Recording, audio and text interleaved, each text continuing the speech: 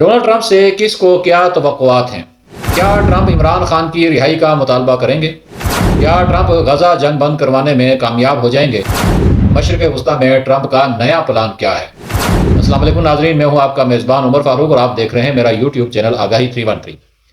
Donald Trump کے امریکہ کے 47ویں صدر منتخب ہونے کے بعد بہت سے ممالک اور افراد نے اور تنظیموں نے ان سے مختلف توقعات وابستہ کر لی ہیں۔ عرب رہنماؤں کو توقع ہے کہ ٹرمپ صدارت سنبھالنے کے بعد مشرق وسطی میں جاری تنازعات ختم اور ایران سے متعلق سخت موقف اختیار کریں گے۔ غزہ اور لبنان میں جاری جنگ بندی کی کوشش کریں گے۔ کچھ لوگوں کو توقع ہے کہ روس کے ساتھ مذاکرات یا معاہدوں کے ذریعے یوکرین جنگ ختم کر دیں گے۔ بانی پی ٹی آئی اور ان کے حامیوں کو امید ہے کہ وہ عمران خان کو رہا کروائیں گے۔ اس طرح کی بے شمار توقعات ہیں جو اس وقت ٹرمپ سے مختلف لوگوں اور افراد نے وابستہ کی ہوئی ہیں۔ آئیں دیکھتے ہیں کیا ٹرمپ ان توقعات پر پورا اتریں گے جو خاص کر کے ہمارے خطے سے یا ہمارے ان موقف سے جو نتی ہیں یا ان سے جو لوگوں توقعات ہیں ان پہ کتنا پورا اتریں گے۔ سعودی عرب کے فرمان روا شاہ سلمان بن عبدالعزیز، ولی عہد محمد بن سلمان، متحدہ عرب امارات کے حکمران، قطر کے امیر شیخ تمیم بن حمد نے ڈونلڈ ٹرمپ کو فتح کی مبارکباد دی ہے اور امریکہ کے ساتھ اسٹریٹجک پارٹنرشپ کو اہم قرار دیا ہے۔ آپ کو یاد رہے کہ جب 2016 میں ٹرمپ صدر منتخب ہوئے تھے تو انہوں نے خلاف توقع اور امریکی جو صدور کی ایک روٹین رہی ہے کہ وہ میکسیکو یا دوسرے ممالک کا پہلا دورہ کرتے تھے، تو ٹرمپ نے پہلا دورہ سعودی عرب کا کیا تھا اور اس دورے کے بڑے اہم نتائج نکلے تھے۔ تو اس وقت سب سے بڑا مسئلہ ہمارے لیے، مسلم امہ کے لیے، فلسطین کا ہے۔ مسلم دنیا کی پوری توجہ فلسطین پر ہے اور ان کی خواہشات، سیاست، خدشات سب کا محور فی الوقت فلسطین ہی ہے۔ عرب رہنما اور مسلمہ ٹرمپ سے یہ چاہتے ہیں کہ وہ کسی نہ کسی طرح لبنان اور غزہ میں جنگ بندی ختم کروائیں۔ ٹرمپ پہلے ہی مشرق وسطی سے امریکی فوجیوں کے انخلاء اور افغانستان میں جنگ کے خاتمے کا جیسے اعلانات نہ صرف کر چکے ہیں بلکہ وہ ان پر عمل درآمد بھی کرا چکے ہیں، اور وہ ابھی بھی اس دفعہ انہوں نے وہ اعلان کیا ہے کہ وہ جنگ کے حق میں نہیں ہیں۔ ٹرمپ نے اپنی انتخابی مہم میں جو وعدے کیے تھے ان میں غزہ میں جنگ ختم کرانا بھی شامل تھا، لیکن یہ دیکھنا ہوگا کہ وہ یہ کیسے کریں گے۔ کیا اس جنگ کا خاتمہ ایک فلسطینی ریاست کے قیام کے ساتھ ہوگا؟ دوسری طرف ڈونلڈ ٹرمپ کے انتخاب میں جو جیت ہوئی ہے اس کو نیتن یاہو جو اسرائیلی وزیر اعظم نے عظیم ترین کامیابی قرار دیا ہے، جبکہ اسرائیلی صدر نے ٹرمپ کو امن کا چیمپئن قرار دیا ہے۔ دوسری طرف اسرائیلی اپوزیشن میں جو اپوزیشن لیڈر ہیں انہیں اسرائیل کا حقیقی وارث قرار دیا ہے۔ یہ تو اسرائیل کی توقعات ہیں اور یہ عرب کی توقعات ہیں۔ اب ہے کیا، ہوگا کیا؟ مئی 2024 میں بائیڈن انتظامیہ نے کانگریس کو بتایا تھا کہ وہ اسرائیل کو 8400 کروڑ روپے سے زیادہ کے ہتھیار بیچنے کا منصوبہ بنا رہی ہے، اور اس کے بعد ایسا کیا بھی گیا۔ اس پیکج میں $70 لاکھ مالیت کے ٹینک اور گولہ بارود بھی شامل تھا۔ امریکہ کے واٹسن انسٹیٹیوٹ کی ایک رپورٹ کے مطابق غزہ جنگ کے آغاز سے لے کر اب تک امریکہ اسرائیل کو تقریباً $18 ارب کی فوجی امداد فراہم کر چکا ہے۔ اب ٹرمپ کے لیے اس جنگ کو ختم کرنا کتنا آسان ہے، وہ کیسے یہ کریں گے، یہ ایک بڑا اہم سوال ہے۔ اگر ٹرمپ یہ جنگ ختم کر دیتے ہیں تو اس کے لیے امت مسلمہ کو کیا قیمت ادا کرنی ہوگی، وہ قیمت ہے کیا؟ آئیں ذرا اس کا بھی جائزہ لے لیتے ہیں، چونکہ کوئی بھی الکفر ملت واحدہ، جتنے بھی کافر ہیں یہ ایک ہیں اور یہ ایک ملت ہیں۔ وہ ایسا نہیں ہو سکتا کہ اسرائیل کو نقصان دے کے ہمیں کوئی ریلیف دے سکیں۔ آئیں یہ منصوبہ دیکھتے ہیں کیا ہے۔ حقیقت یہ ہے کہ ٹرمپ کے پہلے دور میں الدین الابراہیمی اور جس کو ابراہم کوریڈور جیسے اسرائیلی منصوبے بنائے، جس کے تحت معاہدہ ابراہم ہوا تھا۔ اسی کے تحت 2020 میں امریکہ کی ثالثی سے متحدہ عرب امارات اور بحرین نے اسرائیل کے ساتھ ایک معاہدے پر دستخط کیے تھے جسے ابراہیم ایگریمنٹ بھی کہا جاتا ہے، اور اس کے تحت ان مسلمان ممالک نے اسرائیل کے وجود کو تسلیم بھی کر لیا تھا۔ اس ضمن میں دیگر مسلمان ممالک سے بات چیت جاری تھی، مگر اسی دوران ٹرمپ کی صدارت کا خاتمہ ہو گیا تھا۔ اس کے علاوہ ٹرمپ کے پہلے دور حکومت مئی 2018 کو امریکی سفارتخانہ تل ابیب سے یروشلم یعنی مقبوضہ بیت المقدس منتقل کرنے کا اعلان کیا گیا تھا، اور ٹرمپ نے گولان ہائٹس پر اسرائیلی قبضے کو قانونی قرار دیا تھا۔ جبکہ اس سے قبل دسمبر 2017 کو ڈونلڈ ٹرمپ نے یہ اعلان بھی کر دیا تھا کہ امریکہ سرکاری طور پر یروشلم مقبوضہ بیت المقدس کو اسرائیل کا دارالحکومت سمجھتا ہے اور تل ابیب سے اپنا سفارتخانہ وہاں منتقل کر دے گا۔ اس اعلان کے بعد امریکہ دنیا کا پہلا ملک بن گیا تھا جس نے یروشلم کو اسرائیل کا دارالحکومت تسلیم کیا تھا۔ یہ وہی ٹرمپ ہے جس سے ہم توقع لگائے بیٹھے ہیں کہ وہ غزہ میں نہ صرف جنگ بندی کرائے گا بلکہ شاید اسرائیل کو اس ظلم و بربریت سے روکے گا۔ آپ کو یہ بتاتا چلوں، ٹرمپ کے قریبی حلقوں میں کٹر یہودی جنہیں بنیاد پرست یعنی اثر و رسوخ رکھنے والے وہ دجالی یہودی وہ شامل ہیں جو ایک انتہا پسند نظریات رکھتے ہیں۔ ٹرمپ کے اور یہی جو یہودی ہیں ٹرمپ کے فیصلوں اور پالیسیوں پر براہ راست اثر انداز ہوتے ہیں۔ وہی جو یروشلم جس پر یہودی صدیوں سے اپنے حق جتاتے ہیں اور اپنا اس کو مرکز بناتے ہیں عبادت گاہ کا، اور اسی کو وہ اپنا دارالحکومت بنانے کی کوششیں کر رہے ہیں اور یہ دعویٰ کرتے چلے آ رہے ہیں، وہ یہودی اس وقت ٹرمپ کے ساتھ ہیں۔ امریکی صدر مئی 2017 کو آپ کو بتاتا چلوں کہ اس وقت ٹرمپ امریکی صدر تھے، یہودیوں کے مقدس مقام دیوار گریا پر اپنی فیملی، بیوی میلانیا، بیٹی ایوانکا اور داماد جیرارڈ کشنر کے ساتھ گئے تھے۔ اس موقع پر ڈونلڈ ٹرمپ اور ان کی اہلیہ، بیٹی اور داماد دیوار گریا پر ہاتھ رکھ کر مذہبی رسومات کی ادائیگی کی تھی۔ امریکی نشریاتی ادارے ABC کے مطابق ڈونلڈ ٹرمپ وہ پہلے امریکی صدر ہیں جنہوں نے دیوار گریا کا دورہ کیا تھا اور یروشلم یعنی مقبوضہ بیت المقدس کو اسرائیلی دارالحکومت تسلیم کرنے کا اعلان بھی کیا تھا۔ ڈونلڈ ٹرمپ کا تعلق یہودیوں کے آرتھوڈکس جو فرقے سے ہے، جن سے شادی کے بعد ایوانکا نے بھی یہودی مذہب قبول کر لیا تھا۔ یاد رہے کہ اسی داماد کے ذریعے عمران خان نے ٹرمپ سے تعلقات قائم کیے تھے اور ٹرمپ سے وہ تاریخی ملاقات کی تھی جو 2019 میں ہوئی تھی۔ ڈونلڈ ٹرمپ جب پہلی دفعہ امریکی صدر بنے تھے تو دیوار گریا کا یہ دورہ کیا اور یروشلم کو اسرائیلی دارالحکومت تسلیم کیا۔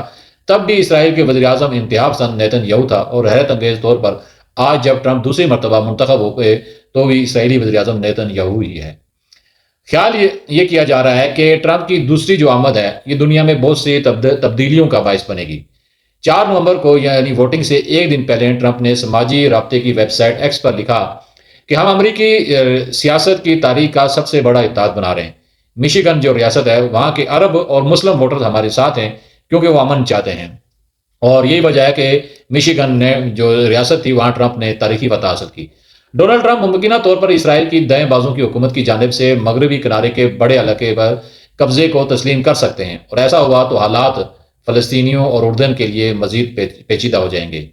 اسی منصوبے کے تحت عرب ممالک کو اسرائیل کے تسلیم کرنے پر مجبور کیا جا سکتا ہے، اور کچھ بعید نہیں کہ سعودی عرب بھی اس معاملے میں امریکہ کے ہاں سجدہ ریز ہو جائے۔ سعودی عرب کے بعد پاکستان کے لیے اسرائیل کے حوالے سے اپنے موقف پر کھڑا رہنا بڑا ہی مشکل ہوگا۔ اگر ریاست پاکستان نے اس معاملے میں مزاحمت کی تو متبادل کے طور پر عمران خان نیازی کو تیار کیا گیا ہے، اور عمران خان کو بھی اس کا اندازہ ہے، اس لیے اس نے پہلے ہی سے ٹرمپ، یہودی لابی اور اسرائیل سے تعلقات کو مضبوط کر لیا ہے۔ اگرچہ سعودی ولیعہد محمد بن سلمان واضح کر چکے ہیں کہ ان کا ملک غزہ میں جنگ کے خاتمے اور فلسطینی ریاست کے قیام کے بغیر اسرائیل سے تعلقات قائم نہیں کرے گا، مگر اس موقف نے گزشتہ 1 سال سے غزہ میں جاری جنگ میں فلسطینیوں کو کیا فائدہ پہنچایا ہے۔ ناظرین، آپ کو بتاتا چلوں کہ بہت سے لوگوں کا خیال ہے کہ سعودی عرب اندر سے اقتصادی حوالے سے بہت مضبوط ہو رہا ہے، لیکن حقیقت اس کے برعکس ہے۔ یمن جنگ میں سعودی عرب کے عسکری اتحاد کو شکست ہو چکی ہے۔ یمن کے حوثی نہایت مضبوط ہو گئے ہیں اور وہ اس وقت اپنی جو طاقت کا اظہار بھی کر رہے ہیں، جس سے سعودی عرب کی علاقائی حیثیت نہ صرف متاثر ہو رہی ہے بلکہ سعودی عرب کی سالمیت کو اس وقت وہ خطرہ بدستور موجود ہے۔ خطے میں اس وقت ایران اور اسرائیل کے اثرات گہرے ہوتے جا رہے ہیں، جس کے بعد سعودی عرب کے پاس 2 آپشن بچتے ہیں: یا تو وہ اسرائیل کے ساتھ تعلقات قائم کر کے مکمل طور پر امریکہ کی جھولی میں چلا جائے اور ایرانی پیش قدمی کو روکے، یا پھر ایران کے ساتھ تلخیاں ختم کر کے اسرائیل کی پیش قدمی کو روکے۔ ان 2 آپشن میں سے سعودی عرب ابھی تک دونوں کشتیوں پر سوار نظر آتا ہے۔ وہ ایران اور اسرائیل کو ساتھ ساتھ لے کر چلنا چاہتا ہے، مگر یہ پالیسی زیادہ دیر تک نہیں چل پائے گی۔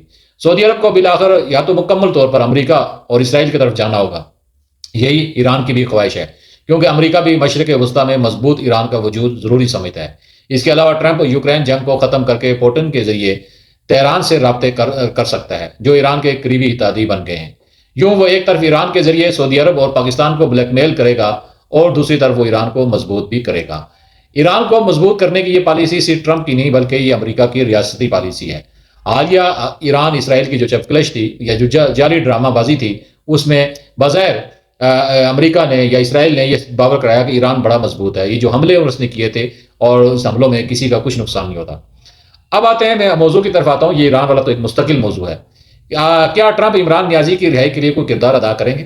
PTI کو بہت زیادہ امید ہے کہ ٹرمپ اور عمران خان اچھے دوست ہیں، اس لیے اڈیالہ جیل میں قید عمران خان کی رہائی کے لیے وہ کردار ادا کریں گے۔ اگرچہ عمران خان کی جو بہن حلیمہ خان نے ایک سوال کے جواب میں کہا ہے کہ ٹرمپ امریکہ کا یا ٹرمپ ہمارا ابا ہے کہ وہ کوئی اس طرح کا اس سے مطالبہ کریں گے، لیکن دوسری طرف زلفی بخاری اور دیگر جو PTI رہنما ہے وہ اس وقت متحرک ہو چکے ہیں۔ ان کی لابیز وہ اس وقت ٹرمپ سے رابطے کر رہی ہیں، اور وہ جو انہوں نے خطوط لکھے تھے کانگریس کے ذریعے، اب وہی خطوط میرے خیال میں ٹرمپ کی طرف بھی موڑے جا رہے ہیں۔